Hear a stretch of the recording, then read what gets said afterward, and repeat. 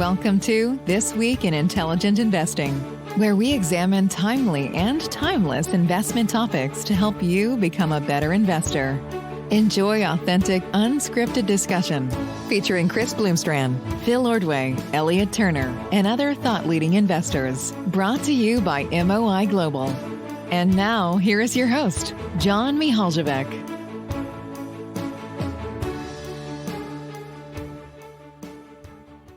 It's a great pleasure to have you with us for another episode of This Week in Intelligent Investing.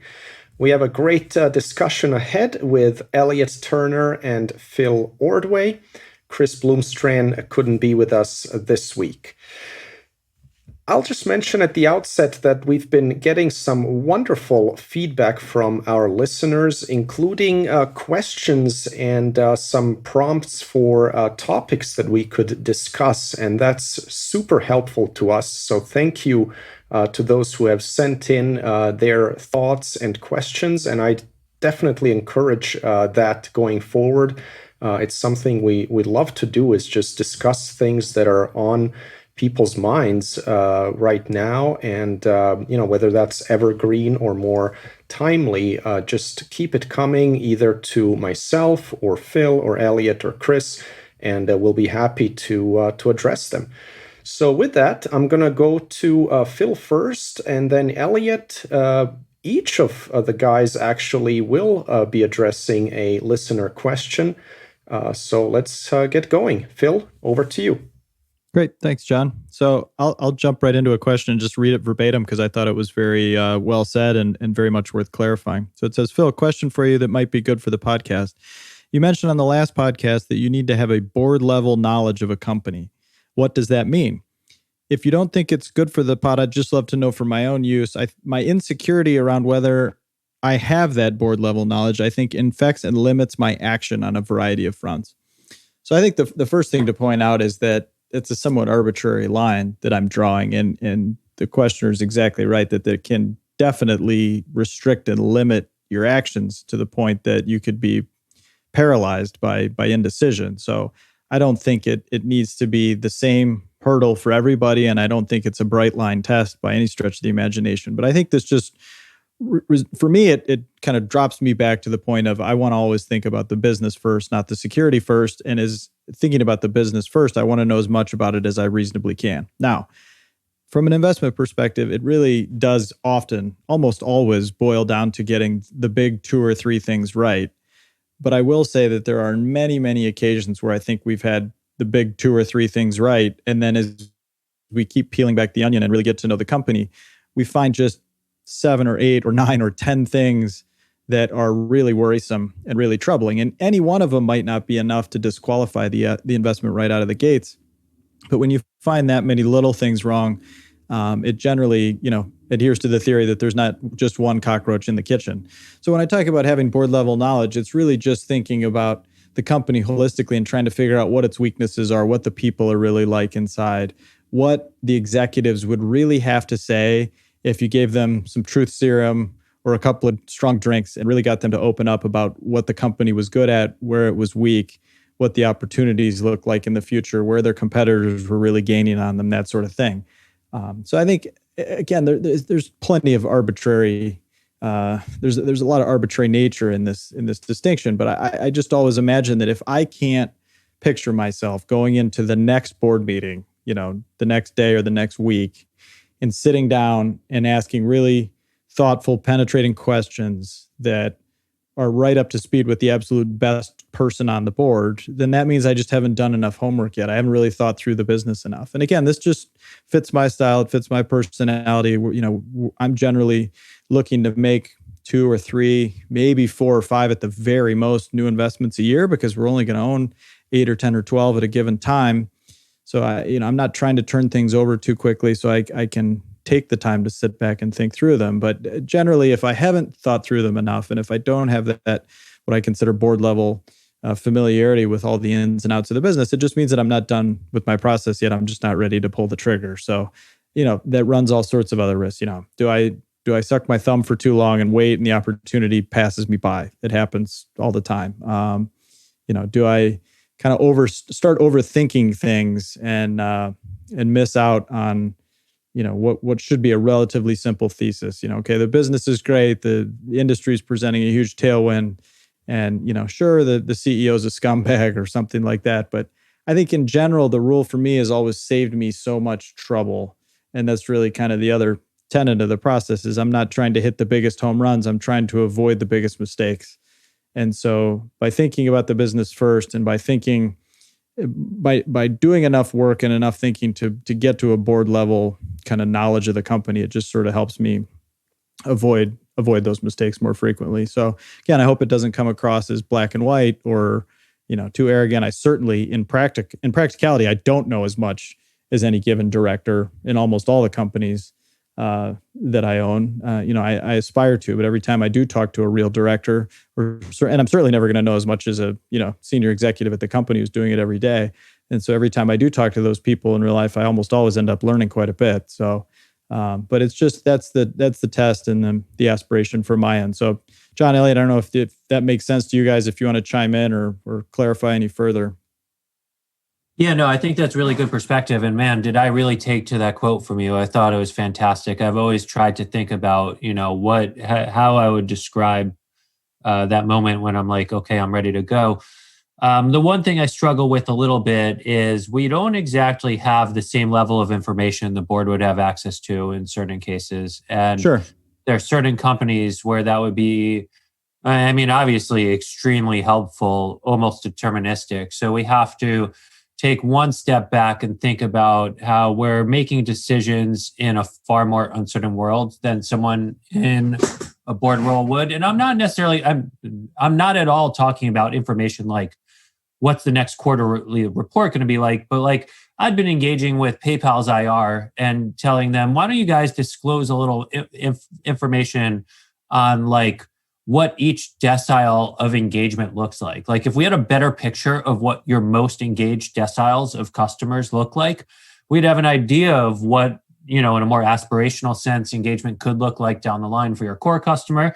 And we'd be able to think about value a little differently. And they're like, competitive reasons, we don't really want to do it. But that sort of information and knowledge that you could get could be extremely helpful. So while we don't have that, still, I totally agree. Like getting to know how the company works with each stakeholder, getting like really deep familiarity with, what these stakeholders say about the company itself and how they feel about it, and what sort of sentiments arise from it. You want to approach it to that degree of depth, or at least the general that's the way all of us invest. I know I'm speaking a little bit for Chris as well. But all of us do, or at least aspire to do deep work and get to know these companies intimately and not necessarily like find something appealing and make a decision right away. So that would be my one caveat. Like we don't exactly have the same like data panel the board would have, but we want that level of intimacy and knowledge. Yeah. So I think that's a great clarification because I think it points out how I'm not communicating the message well. I think my point would be the fact that you've done enough thinking and research into it to ask the question. And then if you were to get the answer, or if you were to be in a board meeting and someone were to present that to you, that information to you in a board deck, you have already thought through the implications of it, so you could digest that information immediately. I think a lot of traders and investors would not even have that thought process. And then if that information were presented to them in a board meeting, it would be the first time it had ever crossed their mind. So that's you're coming at it from the exact same place that I am. So that's a good example of it, I think. Yeah, that's a really helpful qualification. I'd say for me, it does tie in with the concept of circle of competence. It's, basically, is this truly within your circle? And, going back to what you just mentioned, Phil, about being able to ask intelligent questions, not necessarily having all the answers right away, but just kind of, knowing what the value drivers are. And, another way that I like to look at it is, would I feel qualified to make a bid for the entire business? And would I feel in a good spot to actually conduct due diligence on this business if I wanted to buy the whole business? Do I know what questions to ask to really identify the key long-term value drivers here? So that's kind of how I think about it.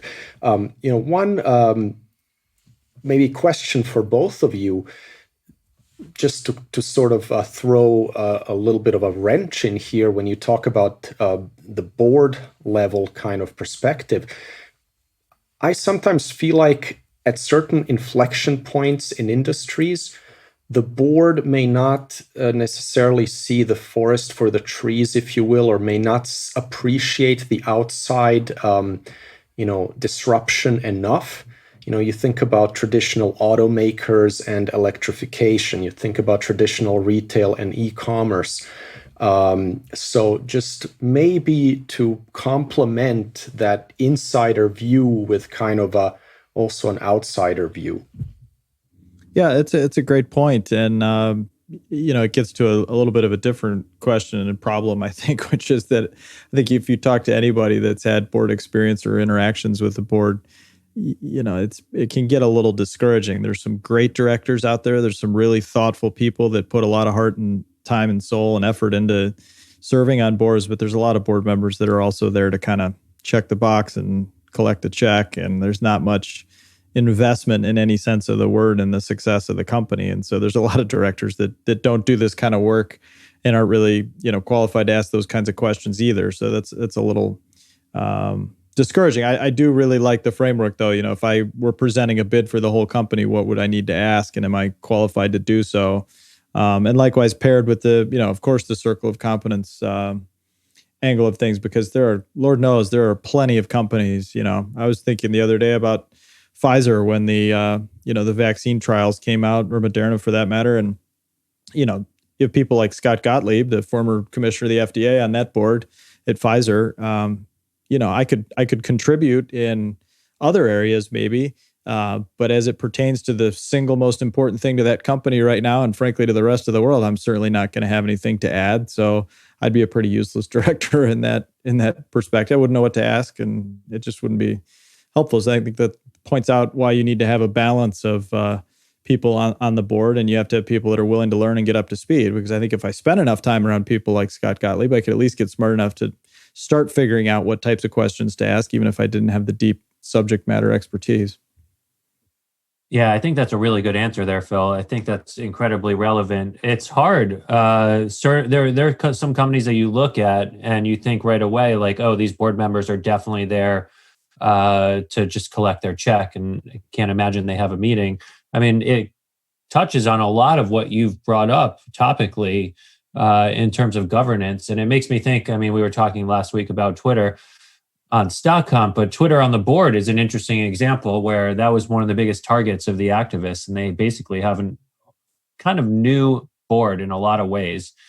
And shortly after, I think, one of their first meetings, Jack Dorsey went to start an internal Periscope, and he did it to the world in general. And he was one sentence into saying to his team that the board is asking to speak with him more regularly. So he's speaking with the board far more often than he had in the past. And then he's like, oh, this is live, and shut it off. But so it is interesting. There are two kinds of boards, right? I'm obviously speaking kind of broadly here, but there are engaged boards and there are boards that just aren't. So hopefully at the end of the day, like when we look at what companies we want to be interested in, we're looking at those that have engaged boards. I guess the second problem is like when you think about a company like Pinterest, and they had some cultural issues that arose during the spring and summer months. Their board, I don't know if the problems weren't on the dimension of engaged versus disengaged. It was more so that the board existed to kind of say yes to the CEO. And so you could be very engaged, but just say yes to everything because you want to be around a certain personality. And that's got its own drawbacks. So I know I'm kind of like drifting from our starting point, but I think those things matter a lot. And I feel like they should be kind of part of our analysis. And we obviously want to be the informed kind of board member that are somewhat active. Yeah, no, fair enough. So, all right. Well, thanks. I appreciate the commentary and feedback on that, and appreciate the question coming in for sure. And hopefully we added some good clarification to that without going off on too many tangents, particularly from my end. So thank you again for the question that came in there. And then moving forward to this week, something I wanted to touch on real briefly was a question I actually got separately. What didn't pertain directly to the podcast and didn't come in through the podcast, but I was talking to somebody who was quite a bit younger and new to the world of investing. And his comment or question to me was basically, I find all my ideas on social media. Why doesn't everybody do that? And so he started kind of grilling me about where I find ideas and kind of dismissing it as a waste of time because he was kind of subscribing to this wisdom of the crowd style approach, I suppose, which is that, you should just go looking for what has the most buzz out there amongst really smart people. And that's the only place you need to look. And you just buy some of those and you're off and running. And, my response to him was that, look, I think everybody should design their own process and make it fit to their own intellectual interests, to their own abilities and capacities and their time horizon and their capital and all that good stuff. So I'm not dismissive of it entirely as a process for certain kinds of people. But, I pointed out to him, I could probably make a 100-page presentation about all the ideas and pitches that I've received and even read voluntarily, over the last 15 years or so from people that are really bright. I mean, people by all accounts that have, super high IQs, big net worths, long track records, everything. And, pitches that were on paper very appealing and very attractive. But my problem with it always is that the pitch itself is what becomes the idea. So the idea itself kind of gets lost. And so if the pitch is really compelling and sexy and well presented and funny and persuasive, it just sort of takes over.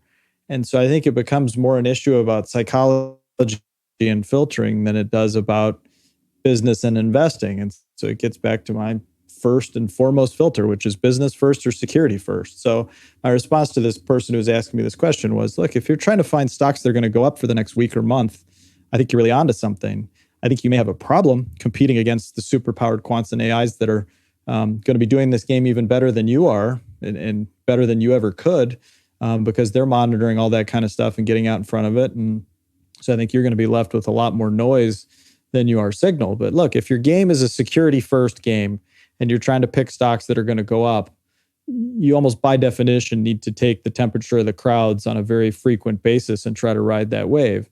Likewise, if you're trying to do things that are, again, a little more security first, a little shorter term in nature, a little more divorced from the business, resorting to other people's analysis as your primary input could make some sense. I don't think it's a great source personally, but I certainly know of at least 2 funds that I could point to run by really thoughtful, intelligent people where they basically just scrape 13 Fs. They go find, I don't know how many investors they probably put in that universe, but it's probably a few dozen investors that they know, fund managers that they know well enough to think highly of. And so then they just go out and scrape their 13F data and they kind of write their own algorithm for what it would mean in terms of a new position, sized as a certain percentage of the portfolio, et cetera. And if it meets those criteria, it goes in their own portfolio. And that's really it. And so look, that could totally work. But again, I think you just have to be, this goes back to what we were talking to last week. You can do that. You just have to be very clear and very honest with yourself about what you're doing. And again, Charlie Munger's talked about this quite a bit. Monish Pabrai's made quite a bit of it, in terms of this concept of cloning. I love the idea of cloning if you can get there yourself. The problem with it, at least for me, has always been if I think really highly of a person, highly enough that I would consider cloning their ideas, it makes me lazy. So instead of doing my own work and following my own process, I tend to just take shortcuts. So then now the error is compounded because not only could the original person be wrong, but if that original person turns out to be wrong, I'm going to be the last to know. I'm going to have my own uncertainties built into it. I'm not going to know what to do. I'm going to feel kind of paralyzed by indecision because I'll know that I haven't done the work. So for me, it's just not a really effective way to go about doing things. I love to go read, things that disagree. So I love to go crowdsourcing ideas. If I own something and I could go find somebody that's written up a short on it, wherever that may be, out on the internet or in a value investors club or anything like that. That's great, because then I can, it forces me to think about what somebody else would be considering and to take the other side of it. But in terms of as the primary filter, for me, never. And, really would only bring it in as either a contrarian thing at the end. I mean, one thing I will say, I think that's actually quite valuable is looking at really old write-ups. So if you want to go, if somebody has a pitch for you on a certain company or industry and you can find something that's 5 or 10 years old, 20 years old, I mean, I think that can add some really good historical perspective. And I think it can show you how difficult it is to actually link that process of writing a compelling pitch and actually making money.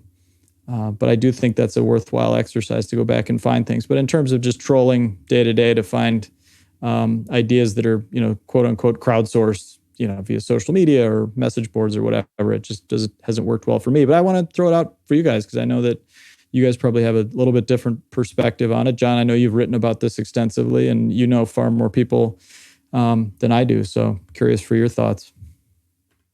Yeah, I guess you want to hit it first? Yeah, go. I guess I will, since Phil called me out here. No, I didn't mean to call you out. No.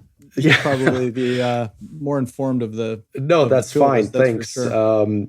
And I'll disclose I am supposed to be working on a second edition of my book, but that's a whole nother sore subject. I would say it's definitely not my approach to go on social media and look for ideas. I feel like the consensus there, that's in the price, right? It's kind of, you're not going to find a contrarian idea, an idea where you really have an edge right off the bat by just looking at social media.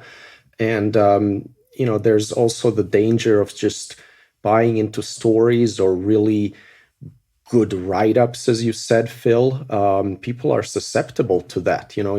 Somebody wrote up 100 pages. Oh, it must be good. And it has tons of charts. So, you feel immediately like, well, this is it. But you're not really looking at it the way you should be, which is, I'm buying a business. How do I think about it? How would I value it? And, how do you develop conviction if you're just blindly following somebody? Stocks do not go straight up. And when that, 10, 20, 30% dip comes, what do you do then? You're waiting 90 days between 13Fs. They're filed with a 45-day delay. And if during that period when no new 13Fs are being released, the stock is off a whole bunch, what then? You don't know what that guru is doing, whether, that guru is selling that day or buying more. And if you don't have your own thesis, it just becomes really difficult, and you end up selling at the worst points in time. And then, Phil, also to your point about really trying to develop some sort of an edge and knowing how you can actually be on the winning side, kind of that poker analogy. Who's the patsy at the table? I hear of folks who do some kind of quantitative approach as individuals sitting at home and running, screens on Yahoo Finance or some, stuff like that. And you're going into a market potentially or an approach, a strategy where you're competing against Renaissance Technologies or D.E. Shaw. It's right. Like bringing a knife to a gunfight. I mean, you're probably not in the right place there. That said, I'm not averse to looking at 13Fs and finding others' ideas, because there are no extra points for originality necessarily. It really is just about being right and having it work out over time. So it's got to be a balanced approach. But, I like having a very broad funnel. So I'll look at everything, but I'll look through everything through my own lens and put it through my own process. And if it comes out on the other end, great. But that's pretty rare.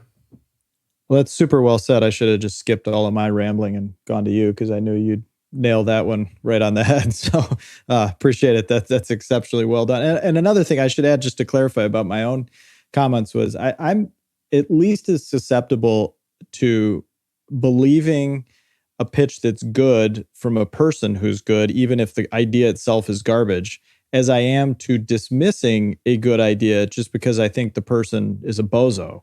So to your point, I love having a wide funnel. I don't really care where an idea comes in. And so what I will do, as hard as I possibly can, I mean, it takes a little bit of, closing your eyes, so to speak, but I just keep a running list of everything I want to look at. I have a notebook, and I have every notebook going back to 2006. And so when an idea crosses the transom, whether it's someone verbally mentioning it to me, something I see on the internet, wherever it is, the newspaper often, somebody else's portfolio, 13F, whatever the case may be, I just write it down. And if there's a salient fact or two, I will write down that literally one sentence, two sentences, that's it. But I do not want the pitch itself to enter the process again until the very end. And once I've done my own work and my own thinking about it, then maybe I'll circle back to the actual pitch itself, hopefully after dozens and hundreds of hours at the very minimum of my own work. I'll go back and revisit the original pitch or thesis to see if I still agree or disagree, find any holes in their thinking, et cetera. So, Elliot, what about you? Yeah, you guys hit so many of the key points. Like, I love a lot of the general ideas. I used the phrase last week, and I'll reiterate again. When you get an idea from someone else, you have to make it your own before it's investable to you. And so much of investing is about doing the work to have conviction. When you buy a stock, you're tossing a coin. It could go down before it goes up. And, the odds are basically 50-50 that it's going to go down before it goes up. And, one question I like asking myself when I approach these kinds of things is, would I be a seller if it went down 20% before I ever experienced positivity in it? And if I feel there's the slightest inclination that, yes, in fact, I would be, then it's not an idea for me. So that's one of the things I try to use in terms of like grasping it. I feel like I'm very open to the idea that we should have a really wide funnel. I don't think idea generation is any one thing. It's being an interested person. And part of being an interested person, you find a lot of different things that are interesting. And one of those is looking at what other smart investors are doing. So I do find it very helpful to know what other investors are doing. I actually recently, I think for the first time, I made an investment in a company I had never heard of until I saw someone else very smart having invested in it. So I'll save the exact what for another time, but that did happen, and I thought it was really helpful. I never would have known about this company yet, though I'm sure I will know it in 5 years nonetheless. So I do think there are a lot of good things to come. Now, in terms of using social media to tap into ideas, I think it's good. There are some great people out there. You can get interesting ideas. I don't think the best ideas come from the volume with which people are speaking about them. Those tend to be ideas that are far more ephemeral in nature, and the people that are flocking to them have ulterior motives than sharing an idea that they believe has longer term merits. There's some really good people who are worth following. When they speak about a stock, they'll speak about it with knowledge and give a little more information than just the ticker. So that could get you started in doing your own work. But also, one thing I'd add, one of the most interesting ways to source ideas online is if you ever have so I like to do both top down and bottoms up, idea generation processes. So every once in a while, you'll have a broader thesis, maybe it's something like in March, I think demand for suburban homes is going to rise. And so, you might not know exactly where you want to look or for what you want to look to invest behind the theme. Who the hell knows if you even want to invest in the theme? But throwing out the question on social media, Twitter, FinTwit in particular, what are the best investments if you believe that suburban home demand is going to go up? Sometimes that's really helpful and really interesting. And the answers you get are thoughtful and different than might come to your own mind. So that's one area I think I'd point people to as a really powerful source of scraping social media, sourcing ideas through social media. But you guys nailed it. Really great answers. And manual of ideas. It's all about ideas, right? Reading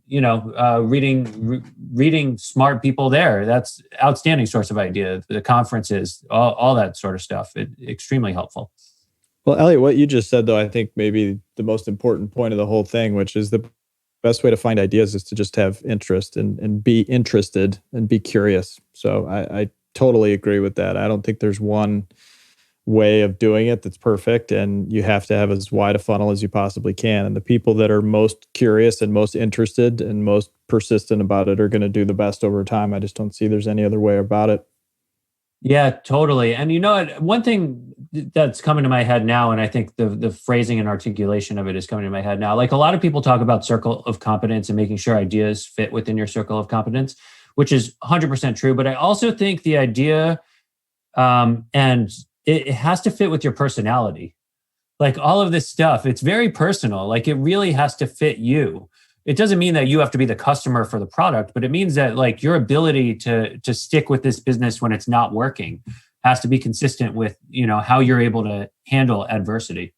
I don't know how, like any good examples that I'd put for that, but I think that's a big part of it. So being interested, it ties into your personality too. Like it has to fit your personality as an idea. 100%. And that's where I think you can get tripped up, is if you find the idea from somebody else who's so interested in it, that they're passionate about it, they can speak very articulately about it and really convince you that it's interesting. But then if you don't have the inherent interest to follow through on it, it's going to lead to a bad result. Exactly right. And I'll just throw out one huge caveat that just came to mind that I think applies to probably 95% of things or idea pitches or theses you see out there, is that they tend to focus on the fundamentals way before they ever address anything having to do with valuation. So it's really in vogue to talk about great companies and why they're going to keep growing and gain market share and all of those things. And often you don't see any link to what this business is worth. And I feel like there are a ton of investors not even doing that work anymore. They see Shopify, great company, Zoom, great company, let's just buy some stock. Okay, would you buy it at 5 times the price? If you wouldn't, why are you buying it at today's price? How are you justifying the current price? And that tends to get lost because it's really not in vogue to put out a valuation-based pitch. If you kind of go out with a thesis that where basically the discount to the price is your main argument, you get so ripped apart. I mean, I don't even know people who do that anymore because they're kind of seen as naive and totally behind the times. And so for me, that is just something huge that's lacking these days, is just that link between, okay, it's a great business, but what is it worth? Are you getting a good deal or not? You can almost feel people dismissing or shaking their head like, oh, you agree that it's a good business, but you're worried about the valuation. Like, oh, you poor, sad old dinosaur. You just don't get it, do you?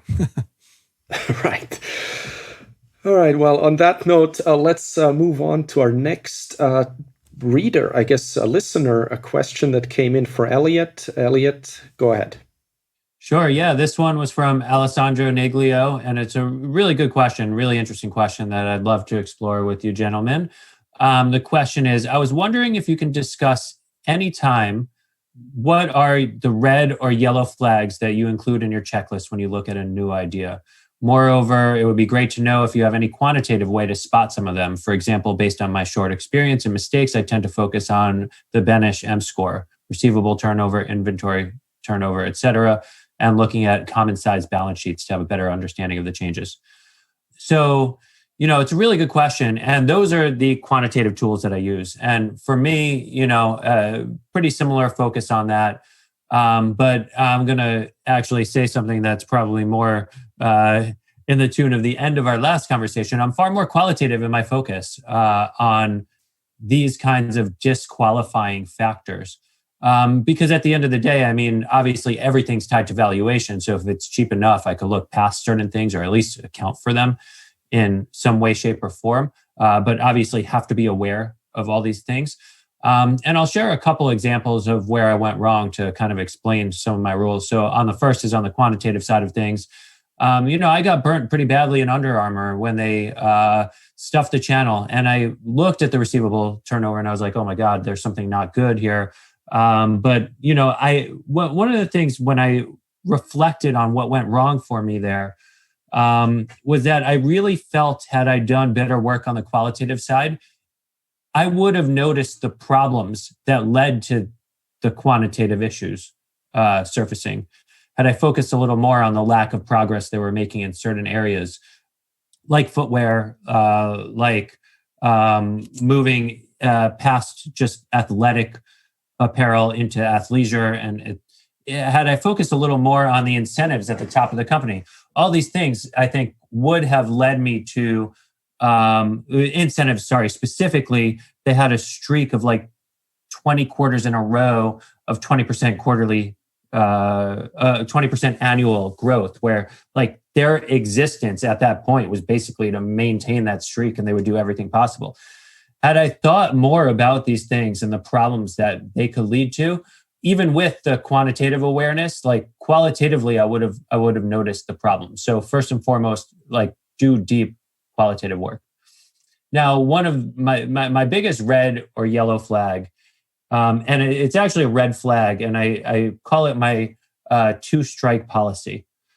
If a company says something of significance that you can hold them accountable to, and the opposite turns out to be true, and it's like, I'm talking about yes, no statements. I'm not talking about like we aspire to 20% growth and you end up growing 17%. And I'll give you examples to make sure it's clear. If a company says something that's a yes or no statement and the opposite turns out to be true twice, I sell sight unseen, or I won't even bother researching it anymore. So I had a position in Fiat Chrysler for a long time.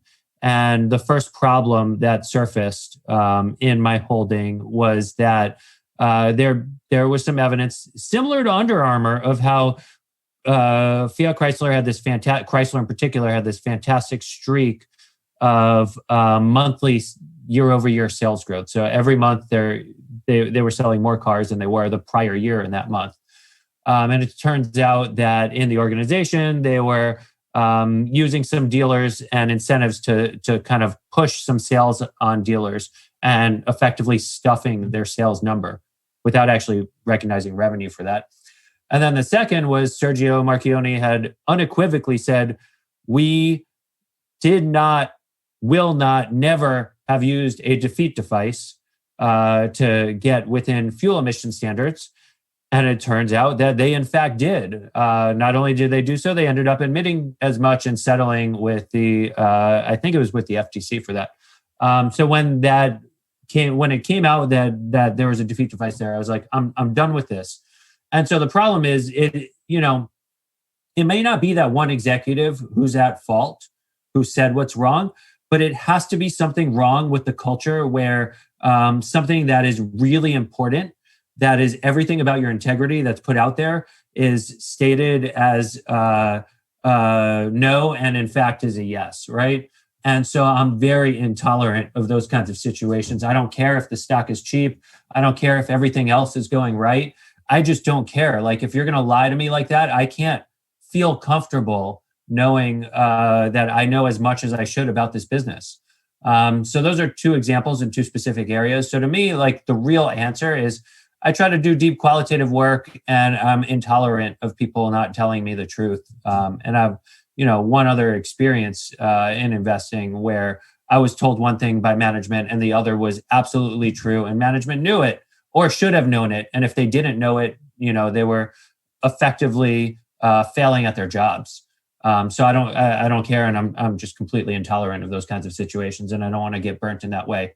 I think most things I invest in, I try to think of where, quantitatively it's fair. So unlike those situations that John was speaking to before, like I'm still very sensitive to valuation, even though I think of all us in this podcast, I invest on the growthier end of the spectrum. I'm GARP. I try to look for situations where in the average investment I make, in just about any investment I make, if I'm wrong, it's going to be because I qualitatively misunderstood the business. It is not going to be because I underwrote to the wrong kind of numbers and valuation. I'm not going to get burnt on that sort of stuff. I'm going to get burnt because I didn't understand the business. I didn't understand management and their incentives. So that's kind of my filtering process. So I was wondering about you guys as well. How you thought about your checklist on the yellow and red flag side of things. Yeah, I'm with you, Elliot. I kind of have gotten more intolerant of bad things as I go, which I guess runs the risk of missing those really juicy turnaround situations. But I think my experience and the actual data would show that most turnarounds don't turn.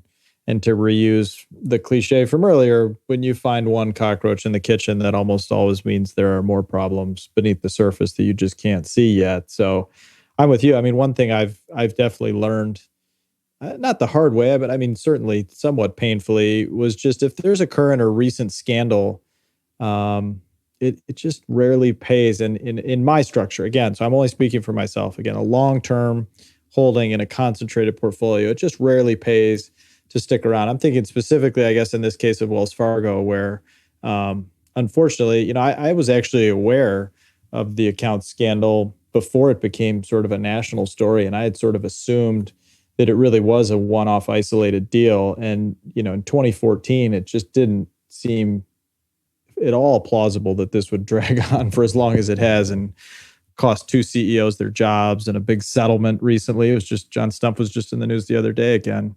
So I think that's become an area where I never say never, but it would be almost no chance that I would be interested in doing something if there was a current or very recent scandal of any size there. I mean, to your point about, defeaters or whatever, it's just, if that's going on, God only knows what other bad stuff is going on behind the scene. Likewise, if there's just some reason to believe the leadership is rotten, if I don't like the CEO, I'm done right there. I'm just not going to do any further work. Not every CEO has to be Warren Buffett, but there's just a lot of bad actors out there, and you can't really make a good deal with a bad person in that regard. So if I don't like the leadership of the company, that's a disqualifying risk. If I think there's any real material risk of the business or my investment going to zero, either because the industry is going to change too quickly, some competitive issue is going to swamp the boat, a bad capital structure, any of that kind of stuff, that's, again, it's getting almost impossible. I would say, I've gotten even more intolerant of incentives that are misaligned. So if I see some sort of crazy incentive structure where it just doesn't make any sense, if the rest of the business is wonderful and everything else lines up, if that one thing is out of whack, it just is so powerful. It's really hard for me to get over. And again, it's not the kind of thing you can easily A/B test and figure out what works. But I do think the data would generally support all these things, that as enticing as they are, to your point, they can look awfully cheap. It just rarely proves to be worth it. Yeah, I would say generally, I don't usually invest in the highest growth companies. I'm more of a traditional value investor. So for the businesses that I look at, they're not constantly under the gun to deliver, double digit 20-30% growth. So looking at things like accounts receivable and those kinds of things is not as important generally in the companies I look at. So kind of some of those yellow or red flags that a short seller might look for, or somebody who really depends on a company to deliver a really big number, that's not generally where I'll look very much. I think for me, management is a huge, huge factor. And there can be yellow flags, there can be red flags, or it can be really positive. I mean, just to mention a controversial example since we've talked about Twitter recently. Jack Dorsey, I actually trust that guy. People say he isn't doing enough, or he isn't focused on monetization, or is stretched thin, or so forth. I don't think he's lying to the shareholders. I don't think he's trying to juice anything. And so I feel like you can actually take what he says and run with it. And, I'll contrast that with Mark Zuckerberg, where I'm not so sure. I think the recent congressional hearing where they asked, is social media addictive? Zuckerberg gave his PR speech. He's not sure, and some studies show this and that. It's kind of like the tobacco companies talking about whether tobacco was addictive. And Jack Dorsey said, yeah, there's definitely addictive aspects to this. And I think that's what you want in a CEO, is just to be honest with the bad stuff. Another kind of yellow flag for me is if I'm looking at a small cap or a micro cap company, and the management is touting how cheap the stock is, and they're going out and doing presentations all the time, and yet the insiders have super low ownership. In a sub 100 million company, you as an insider own 50,000 worth of stock, and you're telling me how it's the best investment ever? It just doesn't compute. So that to me is definitely a yellow flag. Or unfair or excessive compensation, where I feel like the comp just doesn't reflect the reality of the size of the business or the performance of the management. One other kind of word I'll throw out is stakeholders. It's great if you're a well-to-do company and you're talking about serving the stakeholders. Actually, Sean Stannard Stockton of Ensemble Capital Management wrote a great article about why stakeholder-oriented companies do very well. Now, if you flip that and you're talking about a distressed equity, in my experience, the minute they no longer talk shareholders and they start talking stakeholders, forget it, just sell and move on, because that means shareholders are going to get screwed by some kind of a recapitalization. And then one other kind of thing is a lot of investors have gone along with companies that either screw their customers, screw their suppliers, screw the regulators, what have you. And, the investor says, wow, they're so smart. They're generating all these returns while doing that. And you kind of have a blind eye to that. Maybe Valiant was an example in certain respects. I don't know all the details there, but it rings a bell. And I just feel like when companies do that, eventually they're going to screw the shareholders, because at the end of the day, management are agents. And if they can benefit at the expense of principals, they will. So those are just a few from my side. Yeah, I think those are really good from both of you. And I wanted to, I feel like I've observed something that is in common, a common trait with all of these that starts on a different dimension. I think every one of us has this willingness and is totally in a state of zen about missing things that just don't sit or fit right. Like, we will not feel bad missing out on something that really works if it doesn't check the boxes. So I think that's a really important starting point. Like, you don't have to force it. You don't have to make sure it works. If, any of these kind of disqualifying factors show up, we just don't want to be there. It's really funny, the point, John, you made about the semantics of the word stakeholder. And I was trying not to laugh too hard about this idea that if you hear it in a distressed situation, run away. But the second point you made about it is something that's so true to me, and it's what really got me thinking about this having no FOMO. One of the biggest mistakes I made was not appreciating enough, in a marketplace, how the supply side feels about the marketplace. But then at the same time, I've also, with an investment that could have been really good that I never took, never got warmed up because of how they treated their suppliers and their vendors, and always squeezing them with a wrench. And I feel like it's just the kind of thing you have to be comfortable with at the end of the day. So no FOMO underlies it all. Yeah, I would definitely agree with that. I think it's kind of that there are no called strikes, right? You just have to make sure that the stuff you do invest in does well. It doesn't matter what happens with the rest of the stock market. But it's an interesting way, too, to tie back the stuff we were talking about earlier with the fear of missing out and board level knowledge, because, and again, I'm really hesitant to use any specific companies and call out any individuals, because with, in complete humility and honesty, we all make mistakes, and Lord knows I've made plenty of my own mistakes. So I just want, Wells Fargo was actually made money in Wells Fargo, so it wasn't even that great of a mistake.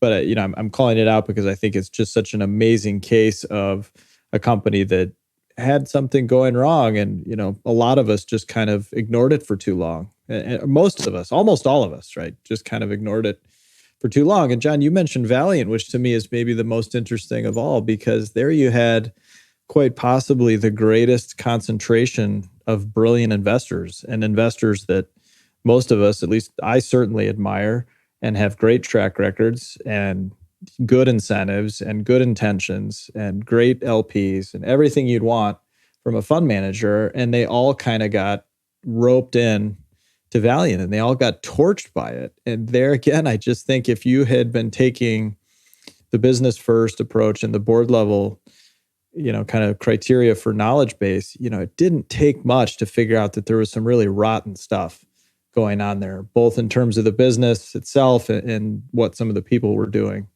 internally. Again, I never owned it, I never shorted it, but it just, I think the psychological narrative of this company's doing something really interesting, and there's some great smart people involved, and they have great pedigrees. And then once the FOMO factor kicked in of all these other brilliant investors that were making 3 and 5 and 10 and 20 times their money in this thing, it just sort of took on a life of its own. And it's just stunning to watch, because again, they were all brilliant people, and it just went very poorly.